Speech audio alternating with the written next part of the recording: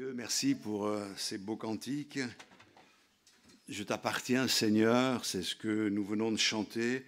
Et justement, dans le cours de cette étude que nous faisons le mercredi, nous arrivons, en étant à l'école de Dieu, à apprendre la consécration. Apprendre la consécration. Nous voulons ce soir apprendre ce qu'est la consécration. Bien sûr, on ne peut pas tout voir en un message, mais il y a des clés que la parole de Dieu nous donne pour bien situer la chose. Nous allons lire dans Romains au chapitre 12, l'épître de Paul aux Romains au chapitre 12. Je vais essayer d'être le plus clair possible. Et au verset 1er du chapitre 12 de l'épître de Paul aux Romains. Les Romains, c'était les chrétiens de Rome. Hein, c'était les Italiens, quoi. Hein. Et ils avaient besoin d'entendre ce message. Paul écrit aux Romains, il avait à cœur d'aller à Rome. Souvent, il en parle. Il y est allé, mais il n'y est pas allé pour faire des missions, il y est allé en tant que prisonnier. Mais dans la prison, il a écrit les lettres qui sont à la base de notre foi, que l'on appelle les épîtres, et qui sont d'une richesse extraordinaire, gloire à Dieu. Comme quoi les épreuves que le Seigneur nous impose peuvent se transformer en des sources de bénédiction formidables. Donc Romains 12, il est dit ceci, « Je vous exhorte donc, frères, par les compassions de Dieu, à offrir vos corps comme un sacrifice vivant, saint, agréable à Dieu, ce qui sera de votre part un culte raisonnable. Ne vous conformez pas au siècle présent, mais soyez transformés par le renouvellement de l'intelligence, afin que vous discerniez quelle est la volonté de Dieu, ce qui est bon, agréable et parfait. Par la grâce qui m'a été donnée, je dis à chacun de vous de n'avoir pas de lui-même une trop haute opinion, mais de revêtir des sentiments modestes, selon la mesure de foi que Dieu a départie à chacun. Car comme nous avons plusieurs membres dans un seul corps, et que tous les membres n'ont pas la même fonction, ainsi, nous qui sommes plusieurs, nous formons un seul corps en Christ et nous sommes tous membres les uns des autres. Puisque nous avons des dons différents selon la grâce qui nous a été accordée, que celui qui a le don de prophétie l'exerce selon l'analogie de la foi, que celui qui est appelé au ministère s'attache à son ministère, que celui qui enseigne s'attache à son enseignement, et celui qui exhorte à l'exhortation. Que celui qui donne le fasse avec libéralité, que celui qui préside le fasse avec zèle, que celui qui pratique la miséricorde le fasse avec joie. Amen. Voilà donc un texte qui ne peut pas nous laisser insensibles. La Bible nous dit que nous sommes exhortés à offrir nos corps comme des sacrifices vivants. Bien sûr, il ne s'agit pas pour nous de se sacrifier comme Jésus a été sacrifié à la croix là où il est mort, ça ne servirait à rien, mais de sacrifier notre vie comme un sacrifice vivant, c'est quelque chose qui est agréable au Seigneur. Ça fait partie de la consécration. Nous offrons notre vie au Seigneur parce que nous réalisons, comme nous l'avons chanté, que nous ne nous appartenons plus à nous-mêmes, étant donné que le Seigneur nous a rachetés à un grand prix, donc nous appartenons au Seigneur, nous sommes à lui. Alors, je veux un peu démonter certaines idées qui courent ici et là sur les réseaux un peu partout, que le fait d'être racheté, j'en ai déjà parlé à l'Assemblée pour certains, c'est que Jésus est venu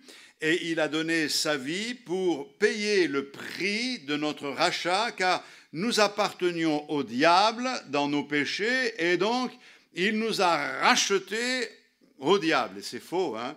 C'est archi faux cette affaire-là, étant donné que le Seigneur ne doit rien au diable. Il nous a rachetés à Dieu le Père, parce que nous, par nos péchés, nous nous sommes perdus, nous nous sommes éloignés de Dieu. Et le prix que le Seigneur a payé, il ne l'a pas payé au diable pour nous avoir à lui, il l'a payé à Dieu le Père pour que nous soyons libres, pour que nous soyons sauvés. Et c'est ce que nous sommes en Jésus-Christ. Nos péchés sont pardonnés et maintenant nous marchons dans ses voies. Et le fait d'offrir notre vie, c'est ce que la Bible appelle un culte raisonnable. Je ne sais pas si vous avez, vous, une définition du culte. Quand vous dites « je vais au culte », vous pensez à une réunion spécifique, mais en réalité, dans la Bible, le culte, c'est d'abord l'offrande de notre vie. Et ce n'est pas quelque chose d'extraordinaire que d'offrir sa vie, c'est un culte raisonnable. C'est ce que nous devons au Seigneur, c'est la moindre des choses, c'est ce qui est raisonnable. Et quand nous offrons notre vie au Seigneur, nous entrons dans ce qui est bon, dans ce qui est agréable, pour finir par connaître ce qui est parfait, savoir que la vie chrétienne est faite d'étapes. C'est vrai, nous entrons dans ce qui est bon, nous apprécions la grâce de Dieu, de savoir que nos péchés sont pardonnés, que nos noms sont inscrits dans le livre de vie, c'est bon. Alléluia. Mais il ne faut pas se contenter de manger ce qui est bon. Il faut connaître ce qui est agréable. Et ce qui est agréable, ce n'est pas seulement d'apprécier le pardon des péchés et la grâce de Dieu dans nos vies, c'est de commencer à servir le Seigneur.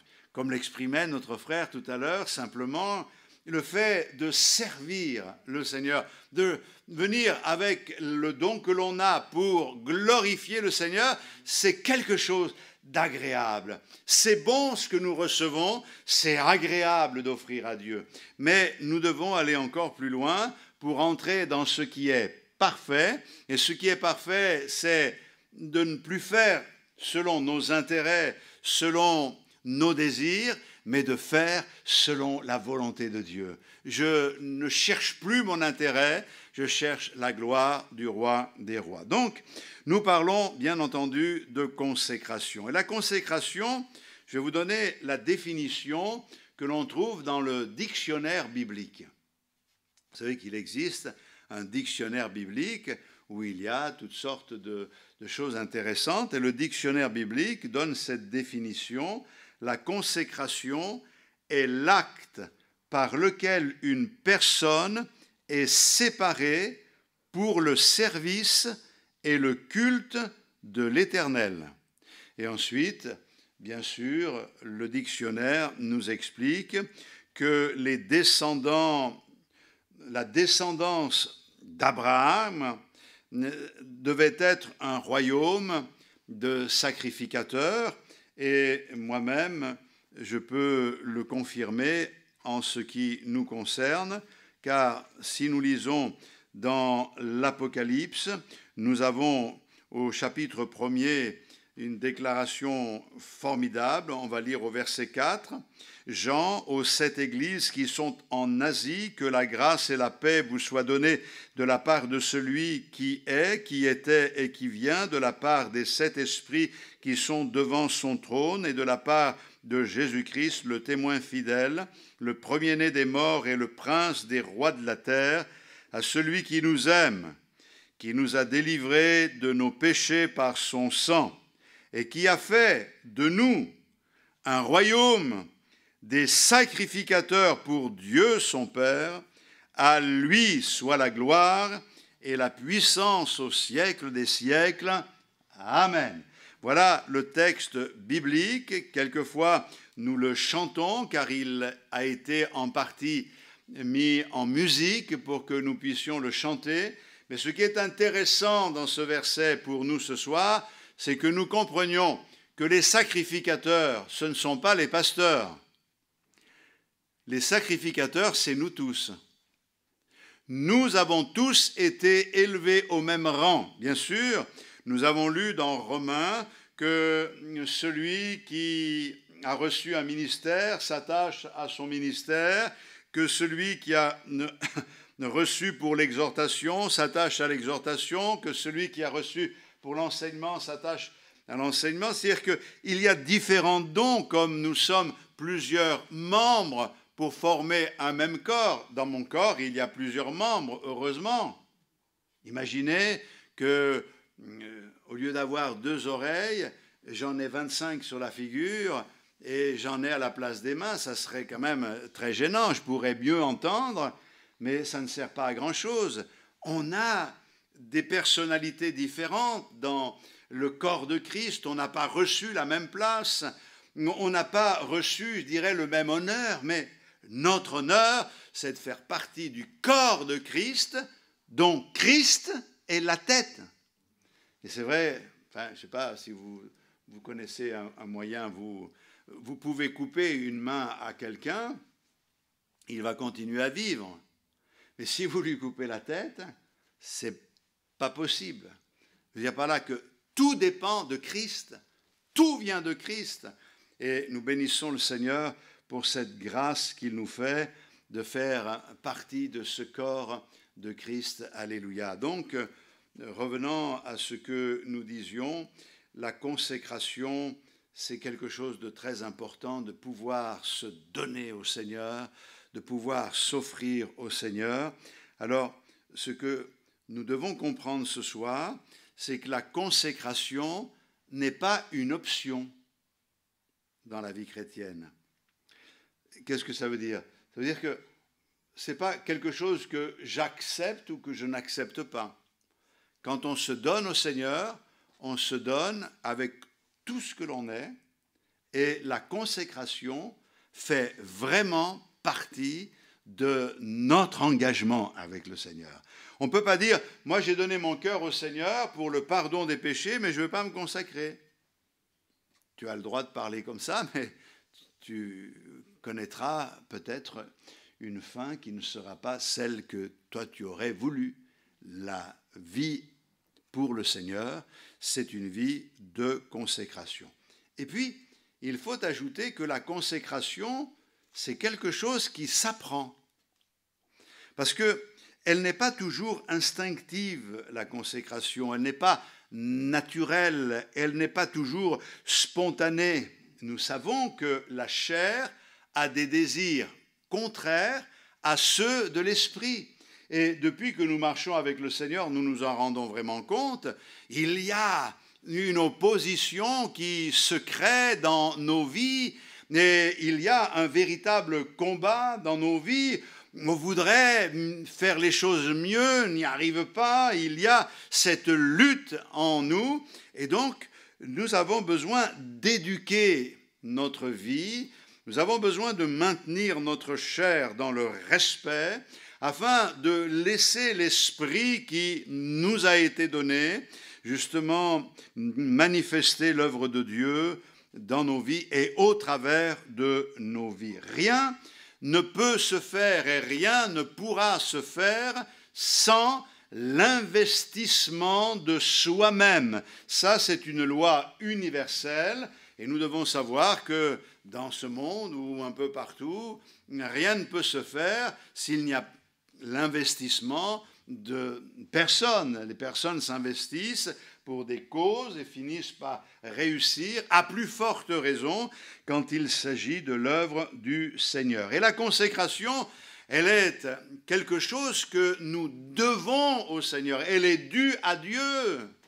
C'est la moindre des choses de se consacrer. Elle ne peut pas se vivre au rabais. Nous devons au Seigneur d'être consacrés. Il nous a tellement aimés, le Seigneur, qu'il aurait pu nous laisser tomber dans notre triste condition, nous aurions fini en enfer.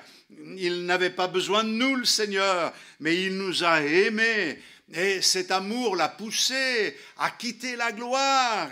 Il a renoncé à tout. Il s'est consacré entièrement. Il s'est livré entièrement. Et quand il était sur cette terre, notre Seigneur, il pouvait dire « Ma nourriture, c'est de faire la volonté de celui qui m'a envoyé. » Il l'a fait pour le Père, il l'a fait pour nous, alors que nous ne demandions rien, alors qu'il n'y avait rien de bon en nous, et pourtant, nous en sommes les bénéficiaires. Et donc, quand on comprend cela, on réalise qu'on ne peut pas vivre une vie chrétienne au rabais. S'il y en a qui vivent une vie chrétienne au rabais, sachez qu'elle n'est pas authentique, cette vie chrétienne, et ce n'est pas le modèle que vous devez imiter. Vous devez chercher des modèles à imiter qui sont conformes à l'exigence biblique, à savoir que notre modèle, c'est Jésus-Christ.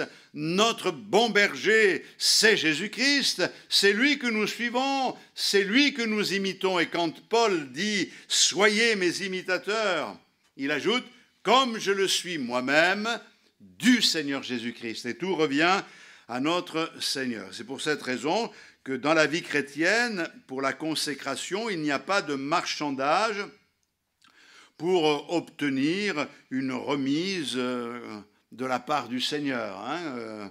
Seigneur, je te donne ça, mais toi tu me donnes ça, et puisque j'ai fait ça, tu pourrais faire ça pour moi. Il y a des chrétiens qui ont cette forme de raisonnement, et j'en ai connu par exemple, qui disaient « Je suis venu dimanche matin au culte, le dimanche après-midi, je suis allé à la réunion d'évangélisation, alors Seigneur, quand même, dans la semaine, je peux me permettre de vivre un peu olé olé ». Je crois que tout ça, c'est mettre en œuvre, en évidence, le fait qu'on n'a pas compris ce qu'était l'œuvre du Seigneur. La Bible dit, et c'est Jésus qui parle dans l'évangile de Luc au chapitre 6, 9, au verset 62, « Celui qui met la main à la charrue et regarde en arrière n'est pas propre au royaume de Dieu. » Donc quand on s'engage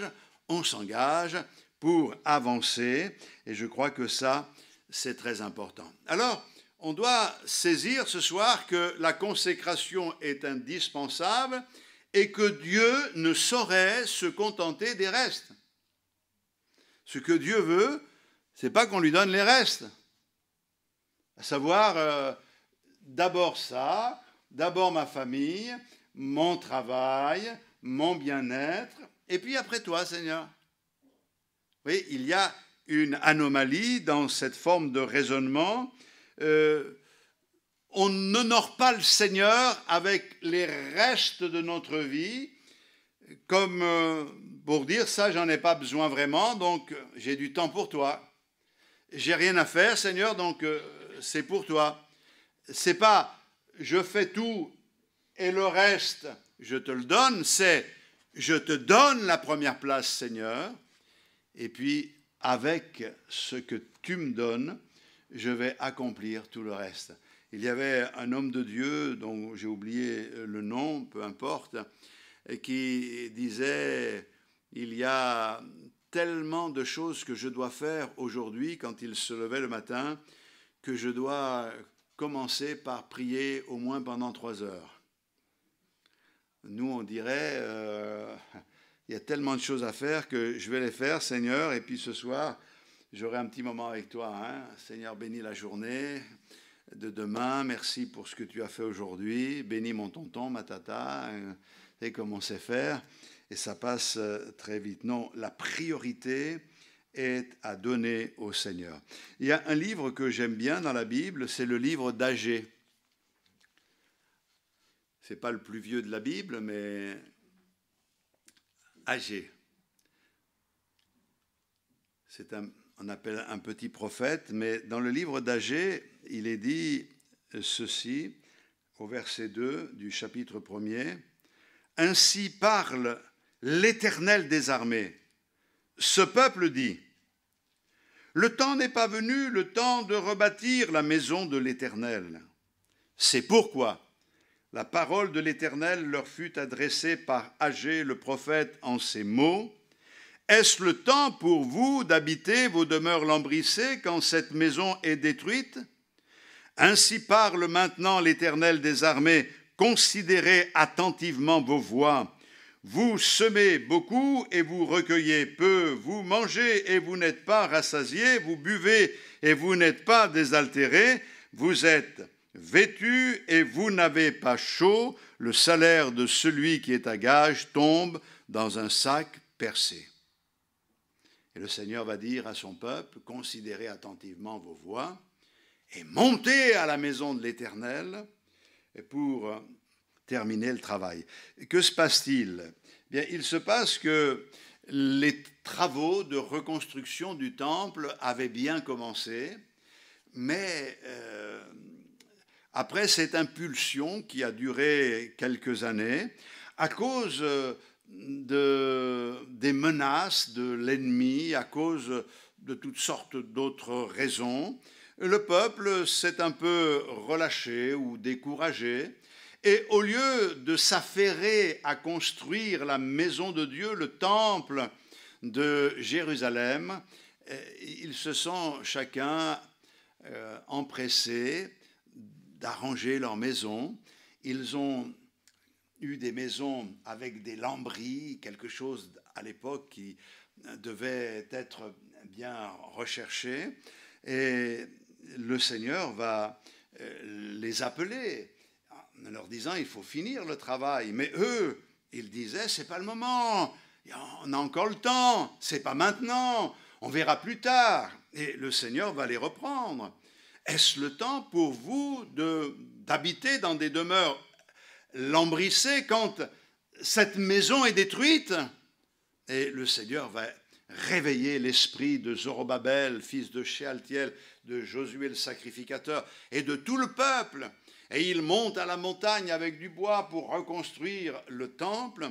Et le Seigneur pourra dire à ce moment-là, la gloire de cette dernière maison sera plus grande que la gloire de la première maison. Est-ce le temps pour vous de demeurer dans des demeures lambrissées? Alors, il faut bien que l'on comprenne le texte. Le fait de posséder une demeure lambrissée ne constitue pas un péché en soi. Et c'est pas ce que le Seigneur est en train de dire. Dans cette réprimande du Seigneur, il ne met pas en avant le fait qu'ils aient des demeures lambrissées. Il met en avant le fait qu'ils aient placé leur demeure avant l'œuvre de Dieu. C'est ce qu'on appelle le manque de consécration. Le fait d'avoir une maison n'est pas un péché. Mais si le fait d'avoir cette maison a plus d'importance que l'œuvre de Dieu, si ma passion a plus d'importance que l'œuvre du Seigneur, si le travail, la famille, le sport ou tout ce que vous voulez a plus d'importance que le Seigneur, c'est un véritable problème. Comprenons bien, il y a ceux qui avaient des demeures lambrissées, et puis il y en avait qui n'en avaient pas de maison du tout. On ne pouvait pas dire, vous qui n'avez pas de maison, vous êtes des gens consacrés. Ça n'a rien à voir. Ce n'est pas parce qu'on n'a pas de maison, qu'on est pauvre, par exemple, que l'on est forcément consacré. Ce que le Seigneur dit ici, c'est où sont vos priorités. Et je crois que la marque d'une véritable consécration réelle est cet attachement profond à l'œuvre de Dieu. C'est quelque chose qui doit être une priorité. D'abord le Seigneur. Je t'aime, Seigneur. Ce qui compte, c'est toi, c'est ton œuvre. Peu importe ma vie, ce qui compte, c'est toi, Seigneur. Je veux t'honorer chaque jour. Je veux te servir. Je veux faire ta volonté à chaque instant. C'est ma priorité. Ça ne veut pas dire que nous occupant du Seigneur, on n'a pas le temps de s'occuper du reste. Au contraire, Le Seigneur va nous faciliter la tâche et il va nous aider. Et je crois que ça, c'est très important. Et quelquefois, on pense que si on aime le Seigneur par-dessus tout, on va moins aimer les autres. Un jour, c'est arrivé plusieurs fois, mais j'ai reçu à l'époque une dame qui est venue me voir en me disant ceci: écoutez, il y a un problème, pasteur, mon mari vient dans vos réunions, il a donné sa vie à Dieu, je ne suis pas contre cela, mais il n'arrête pas de me dire qu'il aime Dieu plus que moi. Alors, il a fallu que j'explique à ce mari qu'il manquait énormément de sagesse et que ce n'était pas comme cela que l'on faisait l'œuvre de Dieu. Et ce n'est pas parce qu'on dit la chose qu'elle est sincère. Comprenez? Ce n'est pas parce qu'on déclare une chose qu'elle est forcément vraie. Je crois que quand on aime vraiment le Seigneur, et j'ai rassuré cette personne et bien d'autres dans ce domaine-là, quand on aime réellement le Seigneur, il n'y a pas de crainte à avoir. Même si dans le couple, il y en a un des deux qui est inconverti, la personne inconvertie doit savoir qu'elle sera davantage aimée. Plus la personne aimera le Seigneur, plus elle aura de l'amour à donner. Et quelquefois, c'est un amour qui est quelquefois déraisonnable, quelquefois qu'on ne comprend pas, et pourtant qui est voulu par Dieu, qui amène quelquefois à des sacrifices, la priorité donnée à notre Seigneur. Alléluia. Je crois que cette priorité se voit aussi dans le fait que vous avez à cœur de venir à la réunion de prière. Je crois que c'est un bon baromètre, la réunion de prière. Et quand on n'a pas envie d'aller aux réunions de prière, c'est qu'il y a un problème quelque part. Pourquoi on vient dans les réunions? Vous savez, aujourd'hui se développe une mentalité qui fait partie de ces fantaisies de doctrine que l'on entend un peu partout. On vient dans les réunions uniquement pour se faire du bien. Mais je crois que quand on vient aux réunions, c'est d'abord pour faire du bien au Seigneur. Ce n'est pas pour nous, c'est pour lui. C'est une offrande que l'on fait à Dieu. On s'offre au Seigneur, on donne à Dieu. On vient pour lui donner le meilleur de nous-mêmes. Et ça, c'est très important. C'est vrai que par ricochet, on repart et on s'est fait du bien. Parce que le Seigneur sait quels sont nos besoins.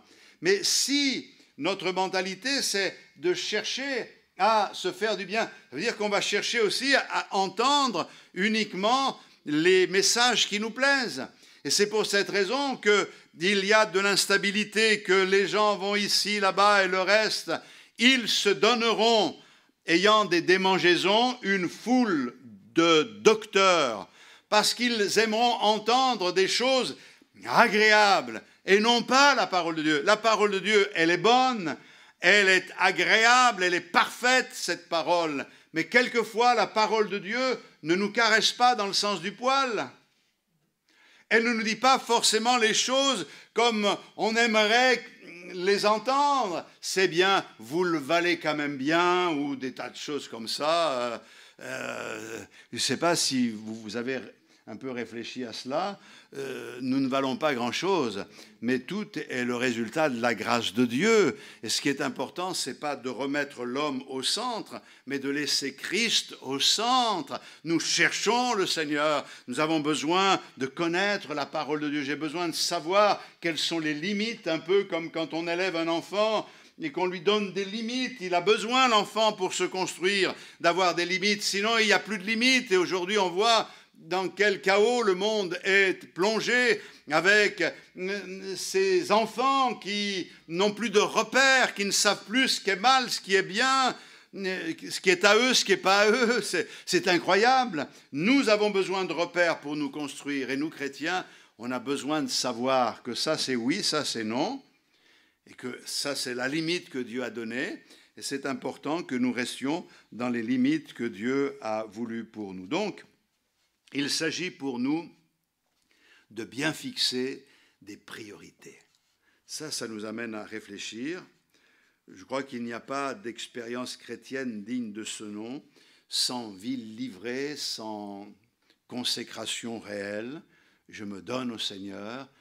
Tu es la priorité dans ma vie. Et je crois que si les enfants de Dieu étaient réellement consacrés au Seigneur, si, je me mets dans le lot, je ne veux pas dire pour les autres, ça ne me concerne pas, c'est pour les autres, non, ça me concerne aussi. Si nous étions tous réellement consacrés au Seigneur, autant que le monde s'adonne à la frénésie des loisirs et des plaisirs, je peux vous garantir que dans les églises, nous aurions des réveils. Pourquoi? Parce que la consécration, elle amorce le réveil. Je crois que Dieu donne le réveil quand il voit la consécration. Et mes frères et sœurs, nous voulons nous offrir à Dieu comme des sacrifices vivants pour que l'Esprit de Dieu puisse se saisir de nous et agir au milieu de nous.